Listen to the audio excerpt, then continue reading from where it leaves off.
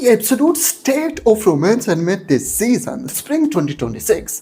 And yes, that title is a little dramatic, but this season has a lot of romance anime to give you. And of course, every single one of them is not worth your time. So let's go through every single one. Yes, every single romance anime this season and talk about which one are actually worth your time. So let's jump right into it, dudes. That was cringe. Otonari no Tenshi-sama second season. I personally think that the first season is a lot more better than the second season. Second season is more like comedy rom-com, your normal comedy rom-com. But the first season was more pure, more raw, with your two characters, and those two characters were the only thing that mattered. This second season is a little more consumable, easier to consume, but it does not have that personal feeling. You are not personally connected with it like you were in the first season. This season is still good, but not as good as the first season. But still, second season still works. If you like the first season, second season is good. So, kilaste ni ban me ni Kawaii Onnanoko wa Tomodachi the Natta, whatever the title is. Now, this is kind of an interesting anime. It is very different, not very, but it is different from most of the comedy rom-com anime that you have watched. But I do sometimes feel that the emotions that drag into the anime are kind of forced. Don't feel that nature. Most of the times, the emotions are pretty good, the characters are great, everything works pretty good, the flow is great. But sometimes the drama that comes into the anime feels kind of forced. So I don't like that part, but you will still enjoy this anime and it will feel much more different than many of the other rom-com anime. And so then Otaku ni Yasashii Kail wa Inai. This anime was kind of a disappointment. Not really in disappointment, but let's get into it. Otaku was an interesting anime from the start.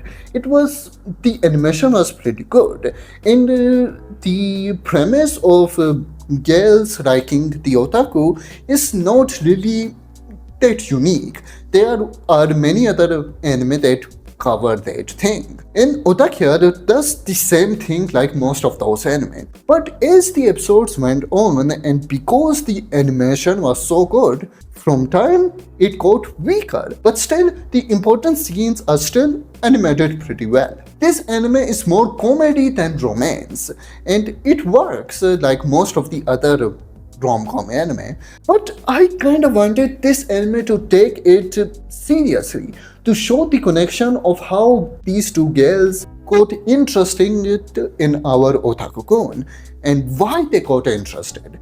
Take the anime a little more seriously.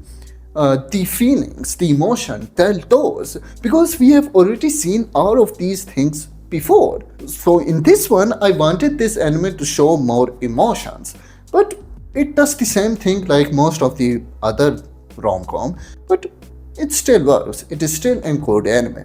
But it is not the most unique thing if that is not cup your tea. Cup your tea? If it is not your cup of tea, then Koori no Jouheki. Koori no Jouheki might be the most interesting and might be the best romance anime this season. Koori no Jouheki is from the same author as Sei Hantai no Kimi to Boku. And that anime was more on the comedy side. But even in that anime, there were many scenes that were so good. The characters, their emotions, I really fucking loved Taira and Asuma. Their relation, their discussions, the way they did things was very good, very unique and very different. And when I watched those two characters in Sei Hantai, I said, I want to see this more. And Koori no Jouheki gives that more. This anime is kinda intense. The emotions you feel and get from mostly our main character are very intense and very different and are very representative of the emotions of teenagers. I really like this because most of the romance anime don't really get into these complex emotions of teenagers. Teenagers are very complex. Make things very complex and think about things in a very different in a complex way. But in truth, those emotions and those thoughts, the answer of most of those things are pretty simple. But how teenagers think about those is different. In showing and writing those emotions can be very difficult for many writers. But Koori no Jouheki does a fucking amazing job of showing those emotions. For me, I genuinely think that Koori no Jouheki might be the best romance anime this season. Then Aishiteru game wa Owarasetai. This anime is great. This anime is on the second number. That is for sure. I really like this anime. This anime is just our two main characters playing the Aishiteru game, or game of love.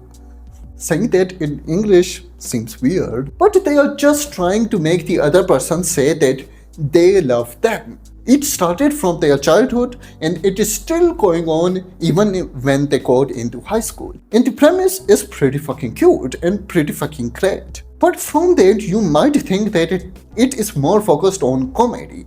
And yeah, it is more focused on that. But sometimes the emotions are so pure, you truly feel that these characters just love each other. There are no weird triangles, there is no weird things happening.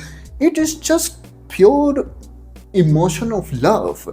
The way they touch each other, the way they think about each other, the way they want to become better for the other person, it is a pretty good and pure representation of love. And this anime sometimes does that pretty fucking well. And I'm surprised by this anime many times. And I genuinely think it does many things much more better than many other romance anime. But it is still not the most unique thing you have ever seen. But it sure will explode your heart with the pureness of love between our two main characters. Then Kanan-sama wa Akumade Choroi. This anime is more on the side of ecchi romance, ecchi comedy romance than romance. From this anime you won't really get anything that deep or anything that unique, different. Yeah, it is just an ecchi romance comedy anime. Romance wise, you won't really get anything that unique or that pure or good romance. You will just get ecchi comedy, and that's it. Then Ganbare Nakamura-kun. Ganbare Nakamura-kun is an yaoi anime, but it is a very unique turn on yaoi anime. Our main character Nakamura-kun is a shy gay, but he has a crush on his classmate Hirose-kun.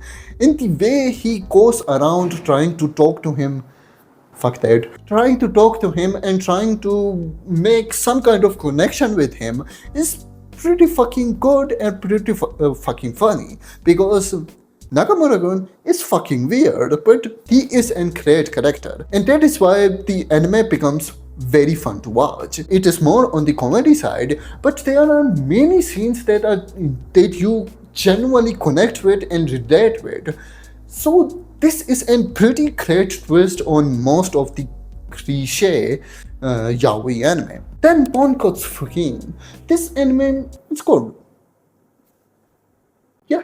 This is also more on the comedy side, more on the parody comedy side.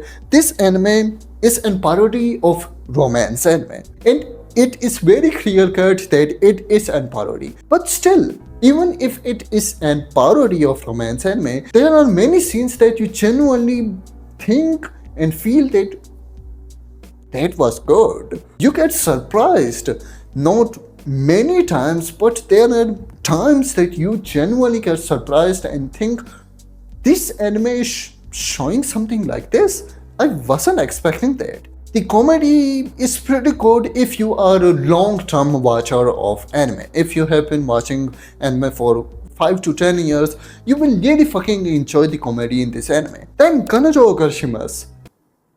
5th fucking season. Can you believe that? That anime has gotten a 5th season. I dropped it on the 1st season, so I don't know how good it is. You tell me in the comments. So yeah, that's it. I haven't watched it. Then Yowayowa Sensei. It is just ecchi comedy romance. Your sensei, the main character, the sensei is Yowayowa. That's it. And then Nigashita Sakana wa Ookikatta ga Tsuriageta Sakana wa Ookisugita ken. Man, that was hard to say. This anime is pretty good. This is more comedy. Both of those things are pretty decent.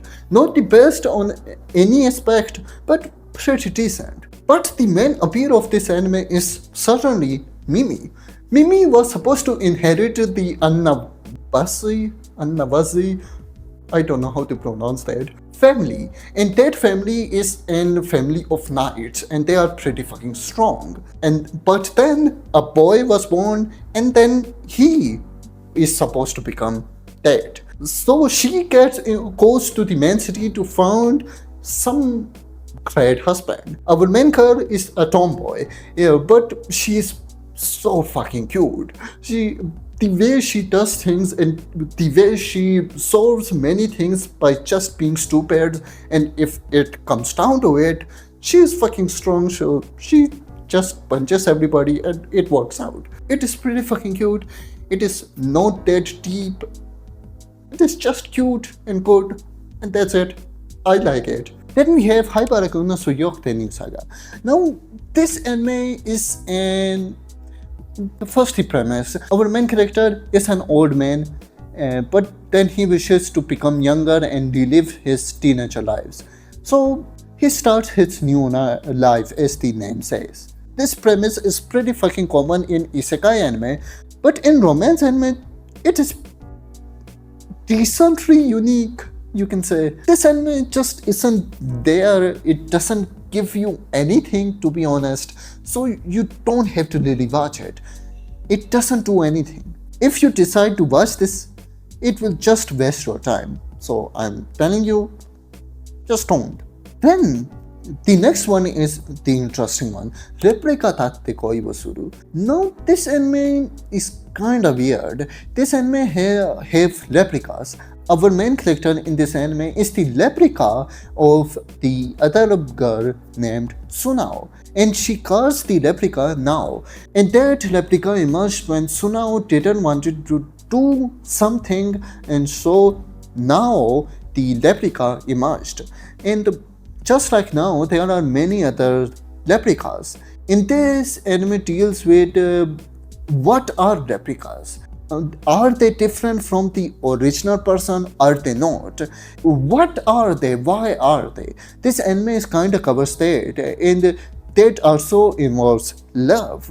And this anime does that in a very different way. This anime is very chill, and it is kinda weird to see that because most of the romance anime are not chill at all. This anime is just interesting to watch because it is so very different from most of the romance anime that you normally see. Replica Tatte Koi wo Suru would be in my top 5 of this season's romance anime.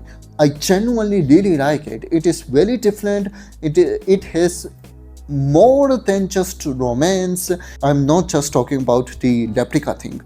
Replica thing is pretty good too, but the emotions and other things are pretty fucking good. I genuinely like this anime. Then Marika-chan no Kon Kanto wa book kawarete iru. This anime is a short anime and it doesn't really give you anything. It is ecchi, it is weird, maybe. It is just an ecchi romance anime that won't really give you that much. So yeah, that's all I have to say about this. And then Tadaima Ojama Sarimasu. This anime isn't the best, but it is still an interesting watch. There are still some scenes that you genuinely feel the characters from, and this anime is pretty decent. I will kinda recommend this anime because most of the other romance anime are not really worth your time, but this is kinda worth your time, much more than most of the other ones. Then Kirio Fanclub. This anime is the first anime, from at least what I know, that covers the fan club aspect. So there is a boy named Kirio, and he is kinda the silent one, he's kinda weird, and but our two main characters, Aimi-chan and Nami-chan, like him for some reasons. I'm not going to say those reasons. And this anime just shows you how the two girls in the fan club talk to each other, have fun talking about Kirio-kun and how weird he is and how they want to sniff his sweat and a lot more weird things. This anime has a lot of shimonetas or dirty jokes. If you don't like those, so you don't have to watch this, but if you like those, man, this anime is going to be a great fucking watch for you. This is another one of those anime that I am genuinely enjoying because it is so weird and the comedy is genuinely so good if you enjoy shimonetas.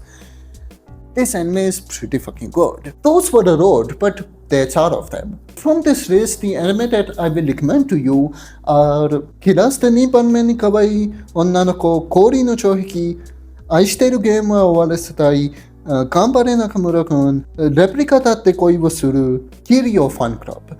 These 6 of them are the ones that I will genuinely recommend and I genuinely believe are the best romance anime this season. So if you want to go watch those, you will have a pretty good time. At least I think so. So yeah, that's it for this video, and in the future, remember, I'm going to upload the more on isekai, fantasy and other stuff. So subscribe for that. But that's it for this video. Go watch another if you want to. Bye bye.